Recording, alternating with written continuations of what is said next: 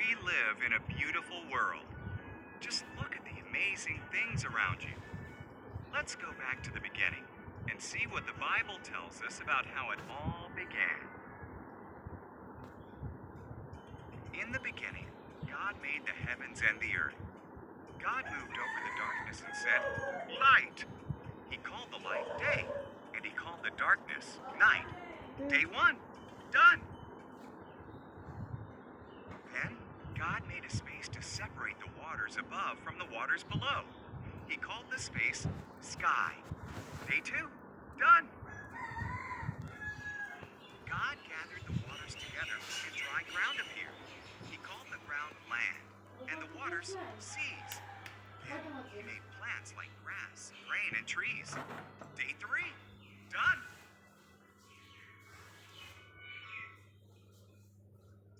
Then God made lights in the sky. He made the sun for the day, the moon for the night, and all the stars. Day four, done. God made fish to swim in the waters and birds to fly in the sky. Have babies, he told them. Fill the world with splashing and singing. Day five, done. Next, God made animals. He made farm animals, wild animals, and animals that could walk on the ground.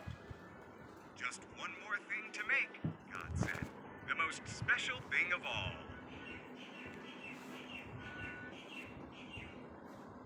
So, in his image, God made man and woman.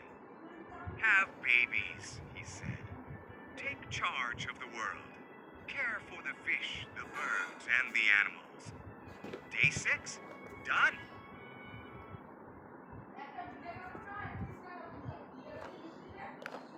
Then, God looked at everything he had made. It's very good, he said. So, on the seventh day, he rested and made that day special. Day 7, done.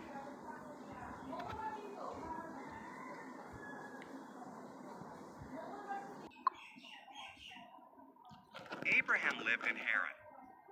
Abraham, God said, I want you to leave Haran and go to another land. God didn't tell Abraham where that was. Trust me, God said.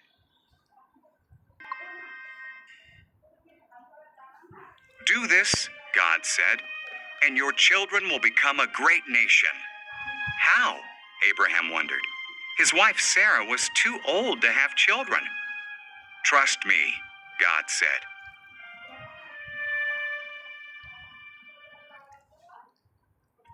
Go where I tell you, God said, and you will have more descendants than there are stars in the sky. They will bless the whole world. Trust me.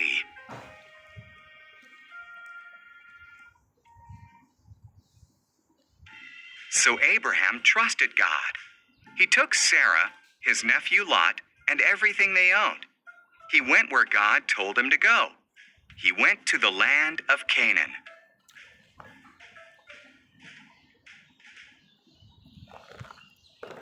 When he arrived, Abraham camped at Shechem. God appeared to him. I will give this land to you and your children, God said. Abraham built an altar to God there.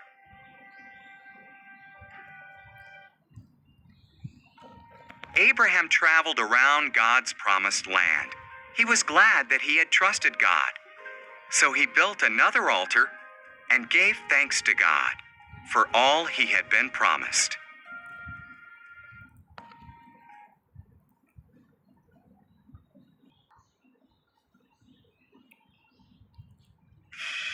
The earth filled up with people, but they sinned so much that God was sorry he had made them. He decided to send a flood to wash away everyone on earth. There was a man named Noah who wasn't like the others. Noah loved God and obeyed him. God decided to spare Noah and his family from the flood.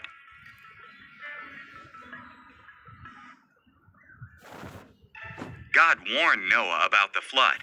He told him to build an enormous boat with a low roof, 3 decks, a window, and a door. In obedience, Noah built it.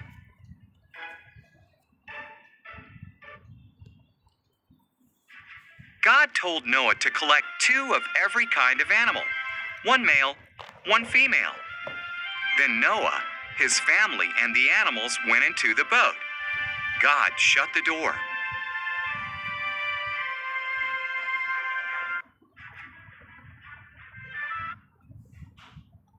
It rained for 40 days and 40 nights. Water fell from the sky and rose from the oceans and lakes. Even the tallest mountains disappeared beneath the flood.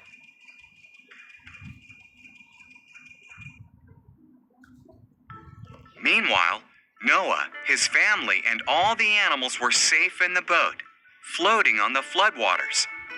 God had not forgotten about Noah, not even for a moment.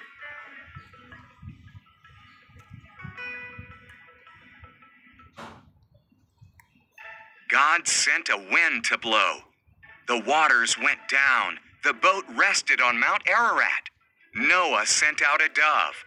When it didn't return, he knew it was safe.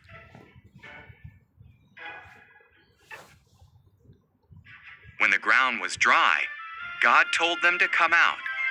He put a rainbow in the sky as a promise that he would never flood the whole earth again.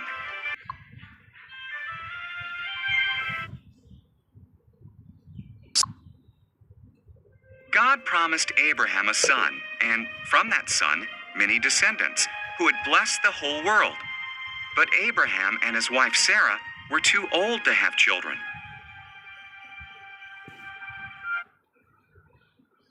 20 years went by. Still, Abraham trusted God's promise. When he was 100 and Sarah was 90, God reminded them of his promise. Sarah was going to have a baby.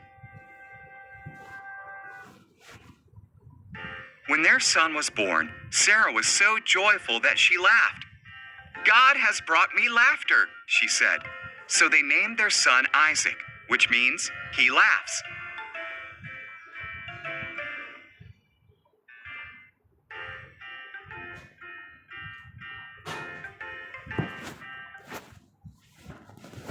When Isaac was a boy, God tested Abraham by telling him to take Isaac to Mount Moriah and kill him as a sacrifice to God. Abraham was confused, but still he trusted God. Isaac carried the wood, and Abraham held the knife and torch. Together they climbed the mountain. "Where is the lamb for the sacrifice?" asked Isaac. "God will provide it," Abraham replied.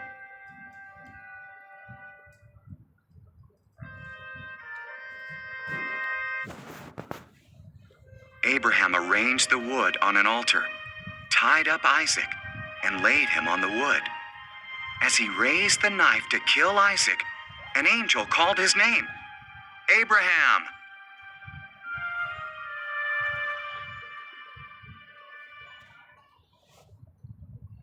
"Don't hurt the boy," the angel cried. "God knows you trust his promise. Look, there in the bushes, a ram is caught by its horns.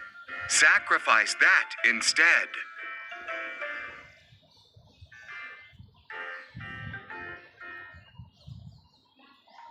So Abraham sacrificed the ram instead of his son. He called the place "God will provide," because God provided the sacrifice. Just as God had said, his promise came true.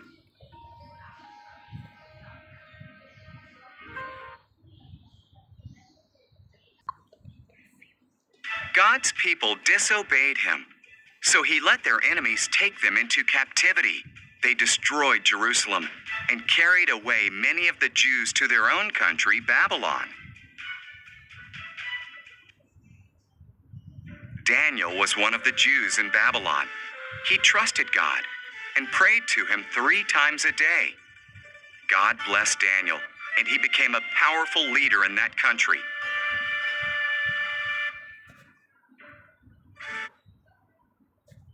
Some leaders were jealous of Daniel, so they made a new law.